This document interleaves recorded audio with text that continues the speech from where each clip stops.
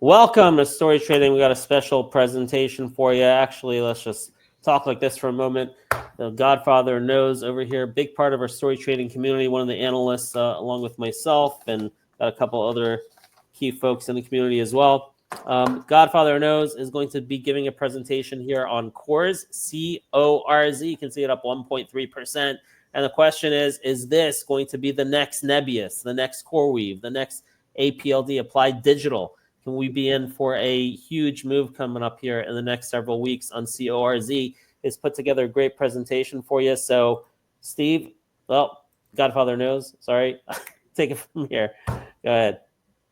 Yeah, let's dive right in. So, Core Scientific, probably most people know this as the second largest Bitcoin miner.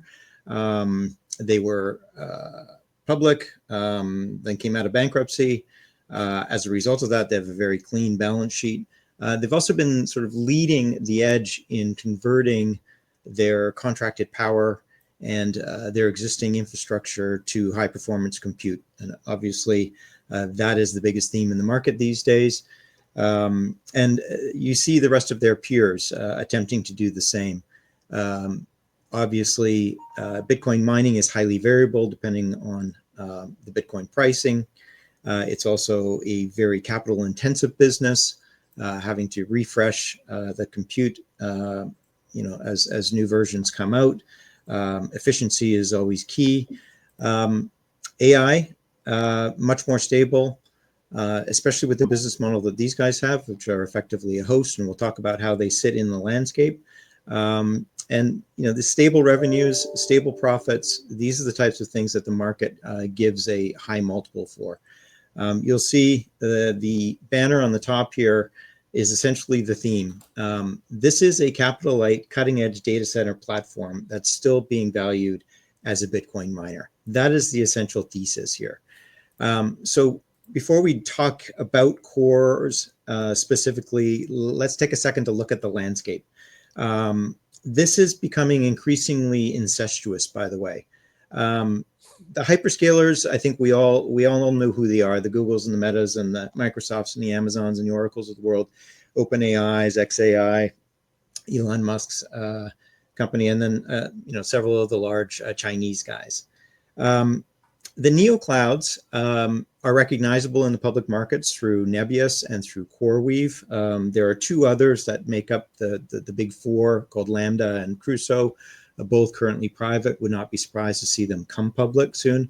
But these are guys that effectively have amassed both AI infrastructure, NVIDIA GPUs primarily, and contracted power, rolled it all in with some software and the other infrastructure necessary, cooling, racking, et cetera, to provide this compute power on a per rent basis. And what's happened here is that the hyperscalers, well, let me just back up and we'll get to this in the next slide, but the demand for AI computers obviously exploded. I think the most recent numbers I saw, there was something like 350 million people on the planet using AI tools. That's less than 5%. It's estimated that there will be close to 20% of the population of the world using AI tools just in the next 10 years. So the hyperscalers are maxing out their own capacity, and they've ended up becoming some of the largest customers of the neoclouds. At the same time, you've got all of this sort of incestuous investments going on. For example, NVIDIA invested $250 million at $40 into CoreWeave's IPO. OpenAI has made a $350 million investment in CoreWeave. So they're all being tied. We saw yesterday a contract with Google and OpenAI, but who's actually hosting that compute power? Well, it's CoreWeave, and by contractual arrangement, there's possibly a high performance compute host involved as well. So, you got the hyperscalers, you got the neoclouds, and then you got the HPC hosts. The HPC hosts, again, are guys like CORZ that have the infrastructure, they have the contracted power, and they're essentially leasing that capacity to the neoclouds that are in turn selling that compute capacity to the hyperscalers, who are in turn selling that capacity to the end users of the models. So from a virtual standing start, CoreWeave is now one of the top 12 cloud providers in the world. And these hyperscalers are increasingly renting GPU cloud services as their own capacity needs scale up and scale down. And to the extent that there are concerns, or were concerns at some points in the AI cycle about the hyperscalers' CapEx and their returns on those, they've recognized that they don't just have to go out and buy these pricey NVIDIA GPU chips. They can actually rent that capacity. So that benefits CoreWeave, which ultimately benefits CORZ. So that's kind of where the landscape sits. You can see that Microsoft was a very large percent of CoreWeave's revenues in the last quarter, some 70%. That is the landscape. This is what I alluded to. This is your AI demand in a picture. Hyperscalers are on track to deliver almost a 50% increase in AI CapEx this year. I'm not sure where the graphic went on this one. Sorry about that, but there is an others category. There was on the chart that was in here that essentially shows that the others category has seen the largest growth of all. And in that others category sits CoreWeave and sits CORZ.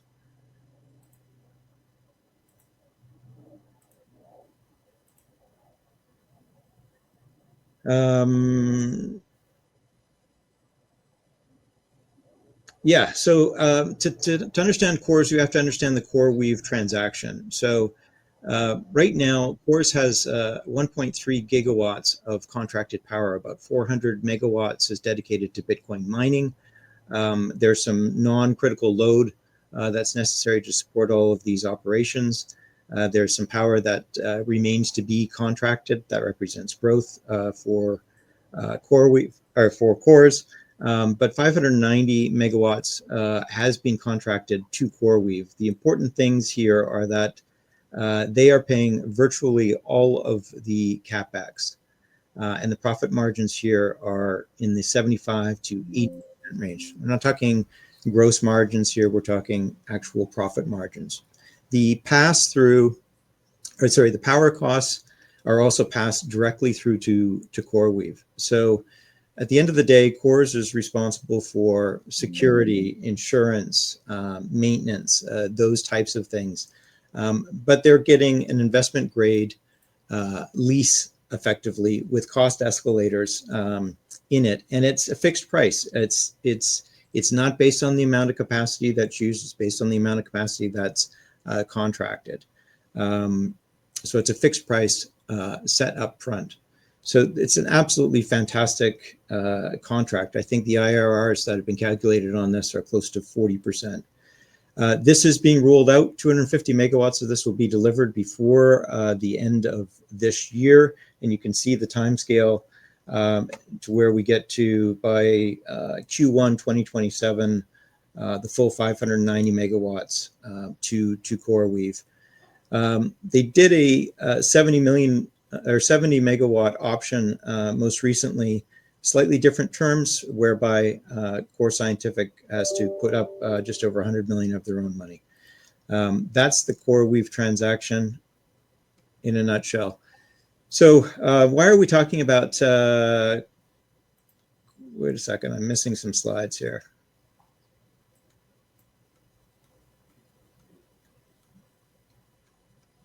Hang on here.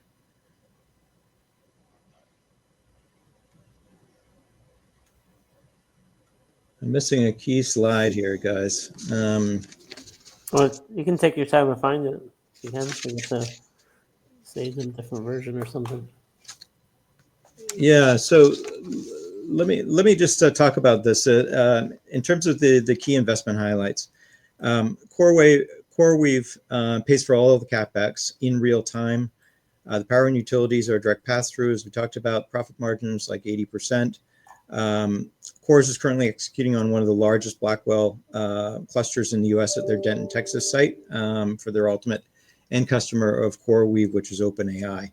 The sales pipeline is being expanded beyond CoreWeave. CORZ currently has 50 to 100 megawatts of non-hyperscaler enterprise deals in negotiation. These deals are typically on a timeline that's faster than the hyperscalers, so that's a positive.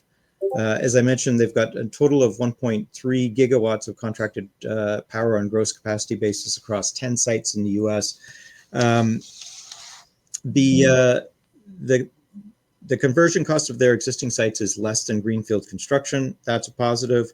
The sites are strategically located near metro areas or in geographic regions whereby they're connected by fiber. They have very low latency. We're talking 10 milliseconds or less, which is very important for inference, which is the bulk of the HPC compute these days. They have an extremely strong balance sheet. They have a low weighted average cost of capital. When they came out of bankruptcy, they refinanced all their high cost debt. Currently on the balance sheet are $460 million worth of 3% converts and $625 million of 0% converts and just $33 million of 5% term debt.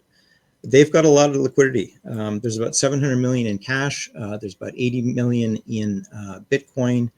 And then based on the existing contract that they have with CoreWeave, they've got about $4 billion of finance capacity. So you add all of that together, there's about $5 billion there, which is enough to support another, 10 to potentially $15 billion in new deals over the next 3 to 4 years.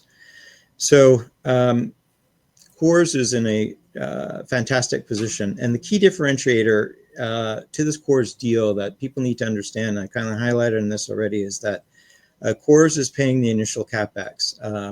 $750 million of that is through extended credit against revenue. And then they bear all the cost over a certain, megawatt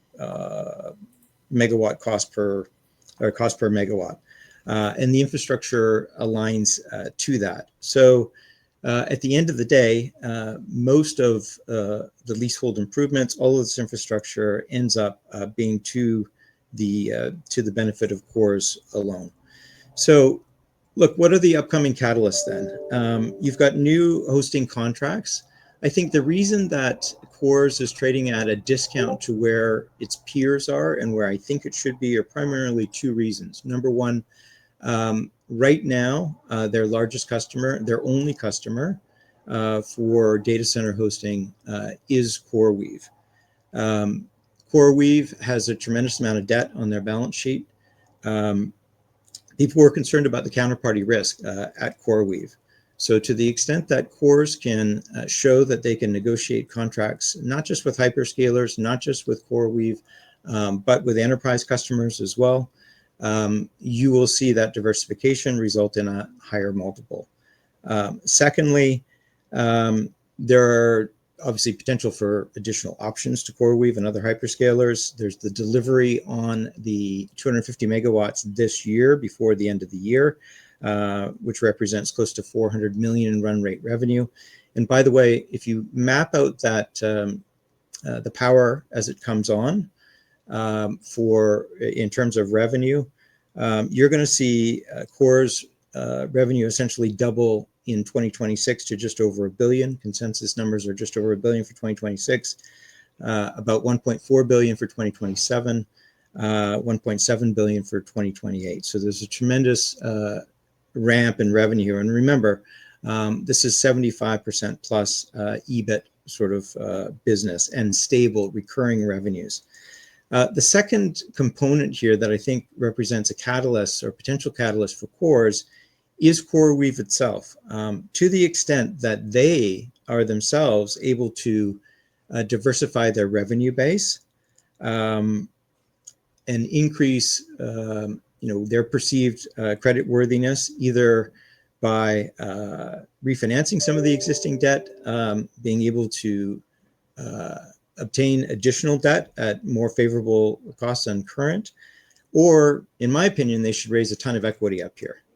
Stock is up some 280% since the IPO. It's grossly overvalued in my opinion. All of these types of things, the revenue backlog, which we saw double, by the way, from I think 12 billion to close to 26 billion in the first quarter. All of these are positive catalysts for CORZ to the extent that people perceive CoreWeave as being more credit worthy. So let's go here to why we're talking about CORZ. This shows, and we'll talk about this a little bit more as we go through, but this shows the relative outperformance. CoreWeave over here, Applied Blockchain over here, NBIS over here, relative to CORZ. It's underperformed all of these names. And if you look at its own chart, $13 is a key level. It's bumped up against that recently. I think a breakthrough that takes it into this technical zone where there's a nice gap fill. So here's another way to look at this outperformance. Year to date, well, for CORZ, for CoreWeave, we've only got since the IPO. There's the number we were talking about, up 274% since the IPO. NBIS is up 250% year to date. But look at CORZ. It's still negative year to date, despite all this tremendous performance of its peers. This table also outlines the existing Bitcoin folks that have signed deals for HPC, and then some of the ones that call prospective, like Iron, that are trying to negotiate the capacities that they have available and when they're expected to be operational. Here's a slide. So essentially what I'm going to do here is dive in, and we're going to look at CORZ valuation from three standpoints. This is a most recent report that came out of Needham, I think 2 days ago, when they increased their target price on CORZ to $18. They highlighted this, and this really goes to the core of what I was talking about, how the deal that they did with CoreWeave is likely to never be repeated again. We saw a deal that CoreWeave did with Applied Blockchain recently, and here you can see that deal highlighted. And I'll just draw your attention to the amount of capacity and then the amount of CapEx outlay. And this is really the key thing. We've never seen a deal, and we probably will never see a deal where all or the bulk of the CapEx is paid for. They also took a look, and I'll get to it in my slide, they also took a look at the relative valuations on an EV/EBITDA basis, and you can see CORZ, they have undervalued relative to peers in 2026 and 2027. Here's my look at the entire universe, and I've included the data center REITs, and the reason I've done that is because management at CORZ has indicated that this is ultimately where they'd like to take the company, and I think this is the right strategy because this is where the highest multiples are in the market. The DLRs and the EQXs of the world are data centers, so they trade on FFO, funds flow from operations. They pay dividends, obviously, but they command high multiples as a result of this, 20 to 30 times earnings. If you look at the CORZ earnings for 2026 and you were to apply a multiple like that to it, you would get a number in the $30 range. But we're not there yet. But they ultimately want to get there to where they have a diversified base of enterprise and hyperscaler customers that are all essentially renting space in their data centers. For now, you can see the peers, and again, I've grouped them the same way. Those Bitcoin miners that have converted some of their power and compute capacity to HPC, and then those that are prospective that are trying to sign deals. The way to read this down here is effectively, if you take the average multiple using PE, the mean multiple using PE, and go across EV to sales, EV/EBITDA, you get the implied values for CORZ on each one of these multiples. So metrics. So, if you think enterprise value to sales is the right way to look at it, you can see the numbers that shake out here. And then I've averaged them all, and you can see that we get these numbers in excess of $20 using this valuation methodology for Core Scientific.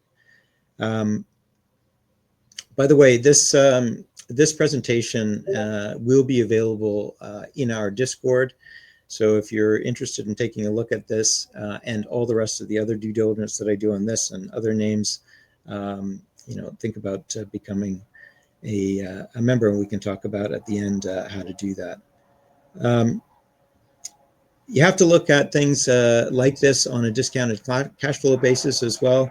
I'm not going to get into the real weeds here, but one important thing here is the weighted average cost of capital, and theirs on a blended basis is low. Their blended cost of debt is around 1.4%, given these 0% and 3% converts that exist. So this has a big bearing on how these numbers shake out. You'll also see a big, CapEx spend here in 2027. This is for additional capacity where, unlike the CoreWeave deal, they will have to pay to bring that on stream. But even when you factor all of that in, again, you come out with a number that's in excess of $20 on a DCF basis. I had a look to see what the bright lights, the sharp knives, on FinTwit are saying about CORZ, and several of these folks. Shout out to Penny Ether. I've learned a lot from him on data centers, Bitcoin mining, etc. And these guys looked at it on a transaction basis. They're sort of doing the back math, if you will. What's the amount of money that CoreWeave has committed for these megawatts, and what does that work out to in terms of implied value for the company that ends up owning all of that infrastructure? And you can see he comes to a 1350 value, and this is just on the 590 megawatts of the CoreWeave contract. This doesn't include the existing Bitcoin mining operation or other additional power that's yet to be contracted.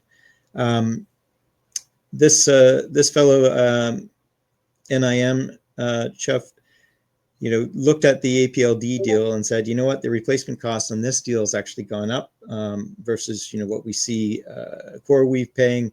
It's closer to $11 to $13 a megawatt. So in the next slide, I'm going to show you. I've taken these and I've had a look at this on a deal structure basis. But I wanted to, just before I leave this slide, shout out to the Irresponsibly Long CORZ group on FinTwit, who invited me to join them. If you have an interest in CORZ, this is a group that you should think about joining. There's a lot of good information that comes out on a regular basis from these folks on CORZ. So let's see what this looks like. Again, if you take the megawatts that are being financed by CoreWeave, you apply the implied replacement cost per megawatt on the most recent deal we've seen in the group, which is the applied blockchain deal. You apply the appropriate loan to value metrics to it. In this case, we're using basic shares outstanding because it's before the cash and the dilutes and so on in the balance sheet. You come out to values that are pretty close to $20 already. If you add in the cash, add in the value of the Bitcoin mining business. In this case, I've used the DCF value that Bernstein published using 4-year price cycles on Bitcoin. I plugged that in. I've used sort of median values, if you will, in terms of loan to value and replacement value for megawatts for the additional contract power. This assumes no growth, by the way. This is just with the existing contracted power base at CORZ. Using 75% loan to value, of course, there would be some equity that would be necessary. Here's your dilution. And boom, you end up with implied asset values again that are in this sort of $20 plus range. So here you've seen it on a comparable multiple basis. You've seen it on a DCF basis. You've seen it on a deal structure implied net asset value basis. All the numbers are coming out consistently above $20. At StoryTrading, we have a four-pillar approach. We're looking at things on fundamentals. We're looking at things on technicals. Where we're looking for catalysts, and combined, all of these things impact share prices. And so, are there reasons beyond just the fundamental undervaluation that we see at CORZ to be bullish here? And the answer is yes. Here's a table that I took from one of the FinTwit users that posted this material increase that we've seen in call open interest recently, just relatively recently in CORZ. I think it's worth noting that almost exactly a year ago, CoreWeave attempted to buy CORZ. At that point, they offered $575 all cash for the company. Obviously, as a public company now, they've got expensive paper they can work with. Does it make sense to buy CORZ? I think there's an open debate on that, but it's certainly a possibility. So whether it's speculation over that's caused this, I couldn't say for sure. Maybe it's folks just recognizing the undervaluation, the fact that it's lagged on a technical basis to its peers, both the HPC hosting peers as well as the other neoclouds, as well as frankly the hardware stocks. And then I look to see where the analyst community is on here, and I see only one analyst that has a target price that's in excess of $20. So this leads me to believe that we're relatively early on this. So, and again, I highlight this chart. The technical picture here looks fantastic for CORZ as well. I think if we get a breakthrough this 13, this gets chased higher into that gap. And again, there's pretty healthy short interest on CORZ as well. So that could provide a tailwind. So that's really it. There will be more and follow up as things develop on CORZ. I think it's relatively imminent based on the comments that came out of management on the Q1 conference call in terms of them signing an enterprise customer. Somewhere in the 75 to 100 megawatts. This translates, using those profit margins, to 50 million plus in EBITDA. I think you could see that come out from CORZ any day. And when that happens, again, I think you'll get a boost to the multiple as well, because it will show that management can execute on its goal of diversifying its customer base. And that's probably the fundamental thing that will take it through this technical level. So stay tuned. Beautiful. Godfather knows that was incredible. Great work. I mean, he touched on everything: catalysts, technicals, sentiment, fundamentals.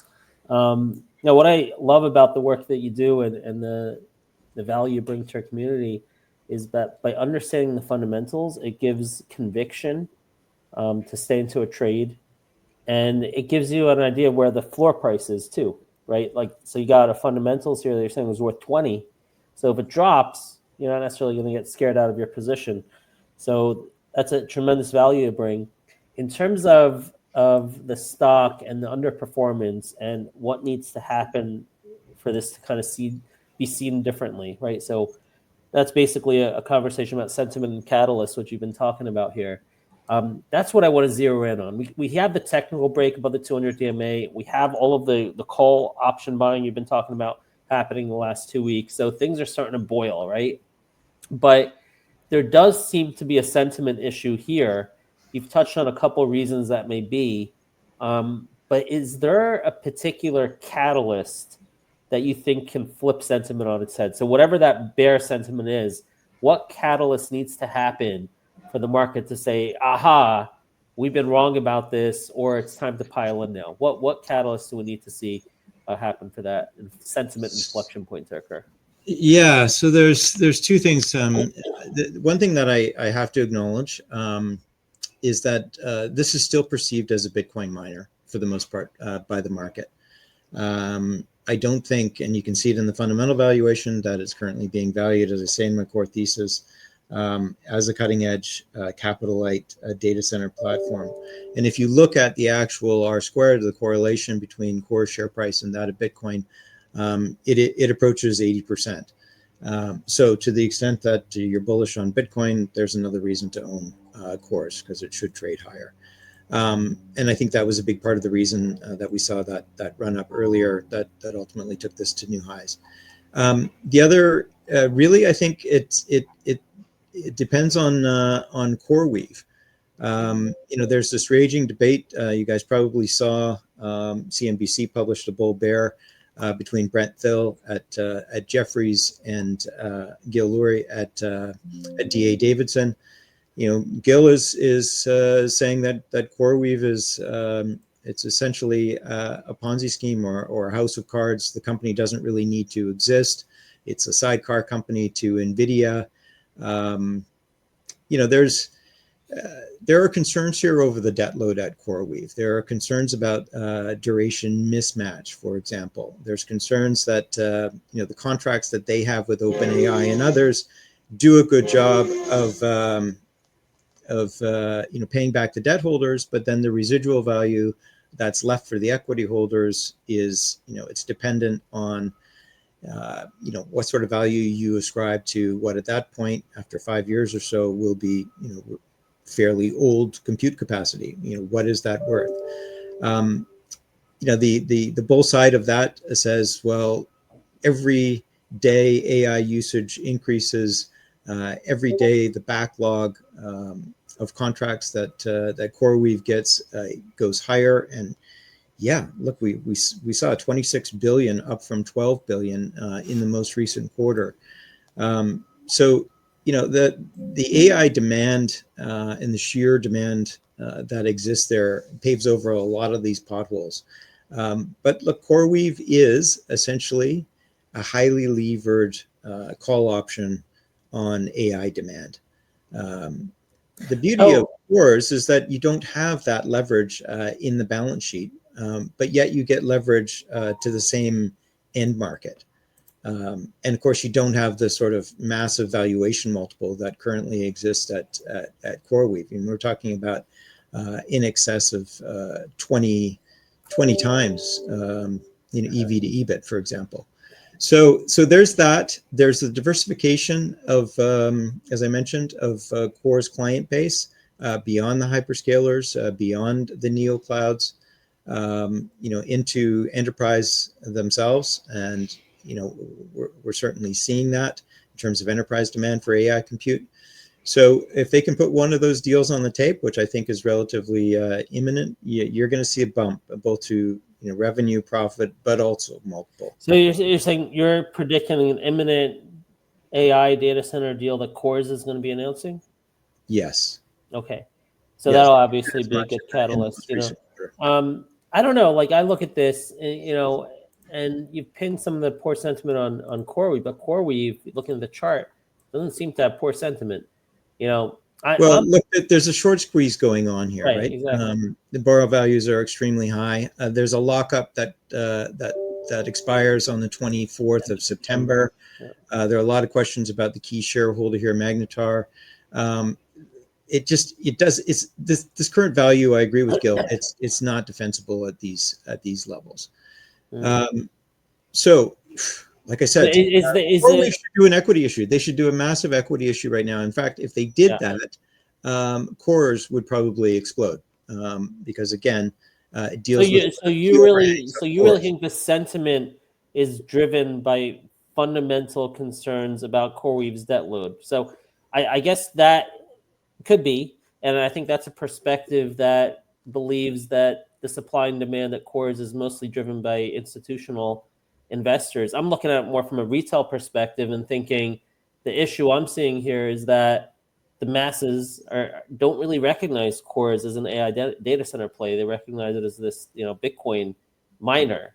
To me, that I could be wrong. Maybe you're right, but if I'm right, if it's because the perception that it's not an AI data center play, how can that perception change? Yeah, well, it's going to change with the financials. So the most recent quarter revenue was 80 million. We're not really seeing the data center they're delivering these gigawatts or megawatts as we speak. It's in the teens and 20s, sort of where we're at now in terms of May, June. But like I said, that ramps to 250 by exit 2025. And so you'll start to see that in their quarterly revenues. Consensus estimates are between 400 and 500 for 2025, but the bulk of that, again, is Bitcoin mining and co-location. So for Bitcoin mining. So when you see revenue double to over $1 billion next year for CORZ, you're going to see that reflected in the share price. Yeah, and it could also be. It's important to understand. You got to understand that that's not just like this is annual recurring revenue. Okay, this is not highly variable Bitcoin mining sensitive revenue. This is 80% profit margin revenue. You're going to see that grow again a further 30% into 2027, and then another 25% or more into 2028. So yeah, it's really just early days. How does this compare to, in terms of the timing of the fundamentals? You're saying it's early days. How does it compare to APLD and NBIS? Is it early days compared to those as well? So APLD just signed their first deal with CoreWeave. None of those megawatts, of course, have come on yet. The build out is just beginning. But then, at the same time, if you go to the comparative valuation analysis, that I presented, you can see that APLD, with this massive run up in response to that deal, is now valued considerably higher than CORZ. And so your other question was NBIS. Yeah, look, NBIS has an existing data center in Scandinavia, which they're expanding. They've got some capacity in Paris. They're building multiple data centers in the US. But again, it's the same kind of thing. It's about annual recurring revenue. And the build really starts to come into play in 2026. So in terms of NBIS, so who's further ahead in terms of recognizing the revenue? Is it NBIS or CORZ? The timelines are actually fairly similar in terms of revenue ramp. So I guess you've got hidden value in autonomous driving and data labeling, and some of the other subsidiaries at NBIS that have been very bullish on that contribute to what I see as fundamental undervaluation there as well. But that, look, with the stock up over $50, that's now being recognized by the market. Yeah. CORZ should be trading at least where it was at its previous highs, in that sort of $18 range. Let alone being down almost 20% year to date. Right. Okay. So basically, it's not beyond expectation to say that if there was a lot of buzz around NBIS and Applied Digital, and NBIS really started with Citron, but then actually a couple of weeks ago really started exploding when someone came on. I don't know who it was, but an analyst came on CNBC and saying that, hey, NBIS is the next CoreWeave, or it's a better value, better play than CoreWeave. I don't know if you remember that. That really set it off.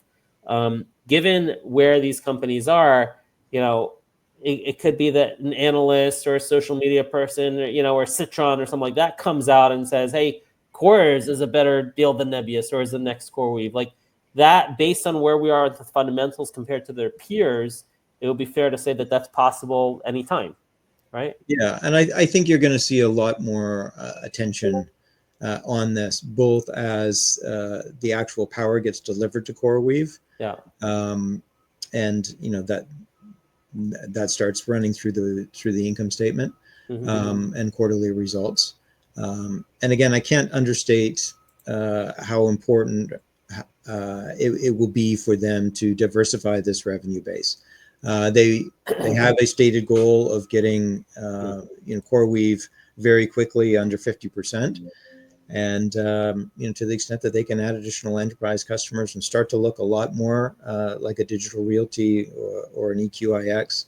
I think 5 years down the road, maybe even sooner, this thing gets converted into a REIT, in which case the market will start to pay 25 to 30 times earnings. Yeah. So it's really helpful there to understand that fundamental comparison between Nebius and Applied Digital to say deserve it, right? We're in the same spot. If those can run, if analyst attention can be brought to Nebius and Applied Digital, if the crowd can get behind Applied Digital, if Citron can get behind Nebius, then it makes sense that someone big can get behind CORZ. And I'm wondering if the options flow that we've been seeing, really heavy options flow, is a sign that that's to come, right?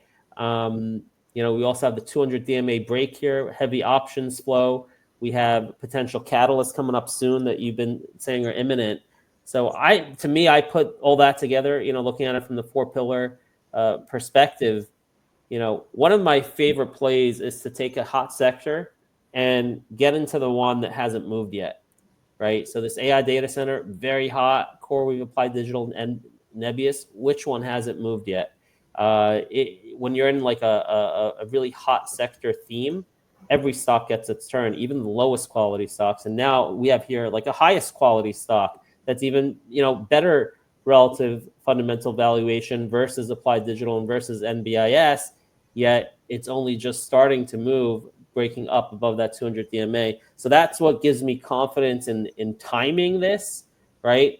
I think all the elements are there with those 4 pillars of fundamental, catalyst, sentiment, and technicals. We're just kind of front running that sentiment a little bit, right? Based on the fundamentals, based on our expectation of catalysts, based on the technicals and the options flow. The play here to me is front running an expected sentiment inflection point where all of a sudden CORZ will be seen as an AI data center play. So, I'm looking for that big move to $18, hopefully in the next couple of months, maybe earlier. Yeah, just in the last month, APLD is up almost 130% on the heels of this deal that they did with CoreWeave.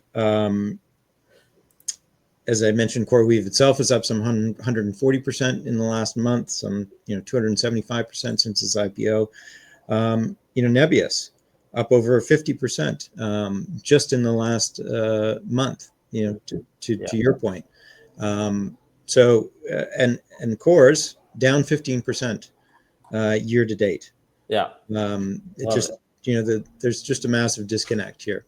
So right. and these guys are by far the furthest along in terms of both size and maturity of this conversion of gigawatts to high performance compute.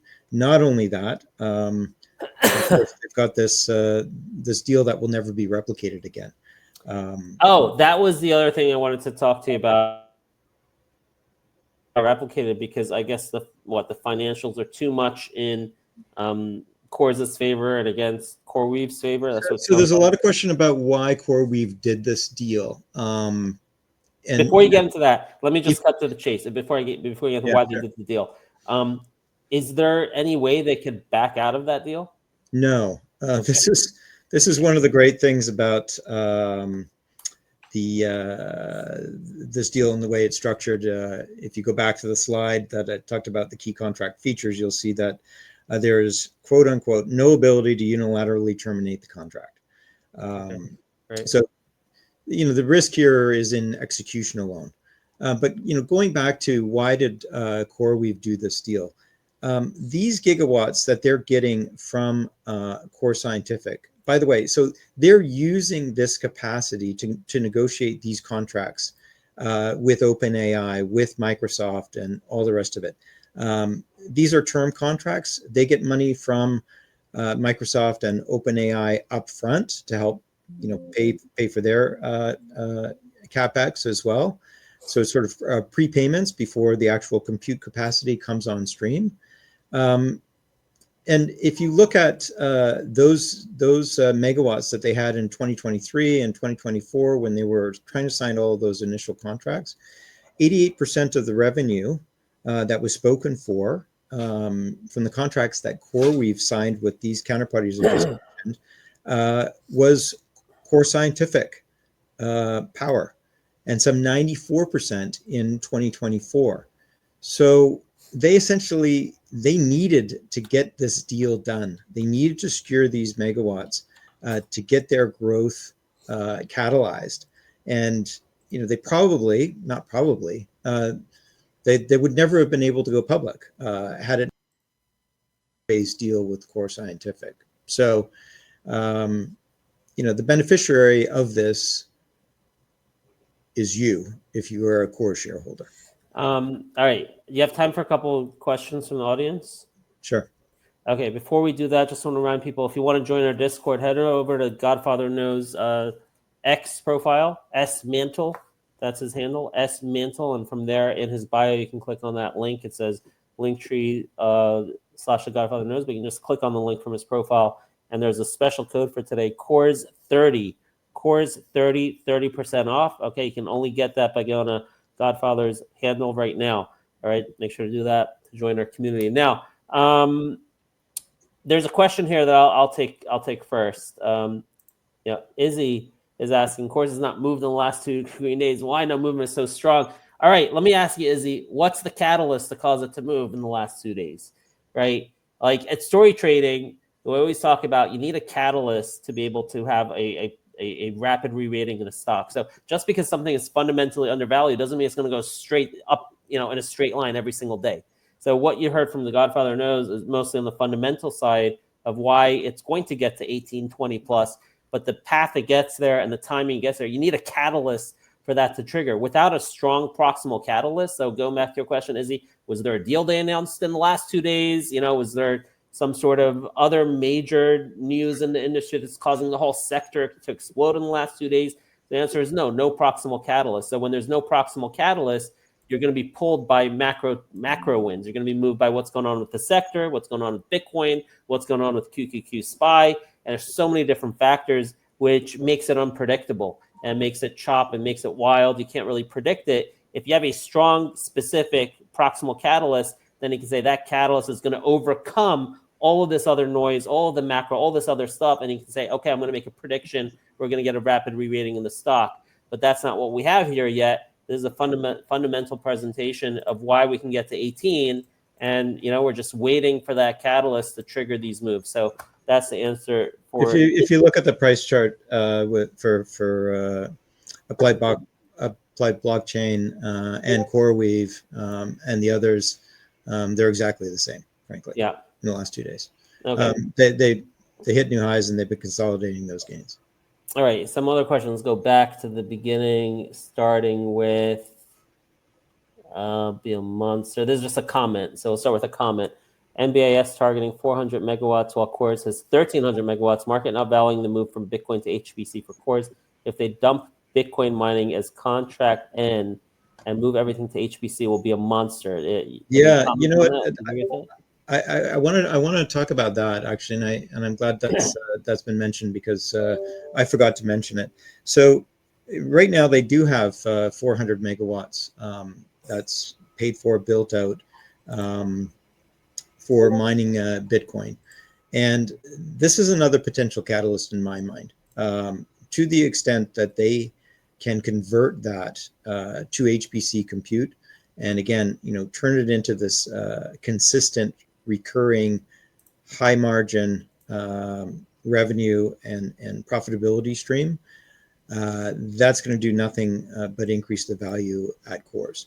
So, quite frankly, I'm surprised that we haven't seen that. And look, I fully understand that these things aren't completely fungible. You just can't turn a switch and have the compute that's doing Bitcoin mining do AI. It doesn't work that way. But the capex for that kind of retrofit and conversion is less than a greenfield site, and the core scientific here, it gets to the power contracts. It gets to where you're geographically located. Are you in an area near metropolitan centers? Are you near other infrastructure where you can provide this high performance compute on a low latency basis? The learning part of these LLMs and the training, that can be done pretty much anywhere. But inference, which is what actually happens when a request goes to one of these models, This requires low latency, and this is another key selling feature for CORZ in its portfolio of where these data centers are located, and their infrastructure. So there's a yeah, follow-up comment I would there. love to see them say we're going to take 100 megawatts or whatever out of the Bitcoin mining side and reallocate it to HPC. And Can they do I that? suspect to the extent that they get contracts in hand or demand, because they have excess committed power now or contracted power now, we'll probably see that in the future. Okay. There's another comment from, again, thinking about it. Do you own any of those competitors listed, like Iron or the others? I do not. I do Well, not. you I did have. own NBIS. We I switched. don't. I don't think that Bitcoin miners are a great way to play Bitcoin, and I don't think Bitcoin miners are a particularly good business for the reasons that I mentioned: variable revenue stream, high capex, etc. So I'm a bull on Bitcoin, and I own that through the ETFs, and to the extent that I have exposure to it through the CORZ as the second largest Bitcoin miner, I guess I do have exposure there. But I'm in this for the AI data center side. All right. Sounds good. I think that's all the questions we got. We got at least cumulatively almost 1,000 people tuning in. So if you want to be a part of our community and have the opportunity to collaborate and interact with the Godfather Knows and myself, you got to make sure to head on over on Twitter, on X, to SMantel. It's SMANTEL. The Godfather Knows, and you can use this code, which, where is it again? Here, let me put it up like this so everyone can see it in one shot. There it is. Use code CORZ30, CORZ 30 for 30% off recurring.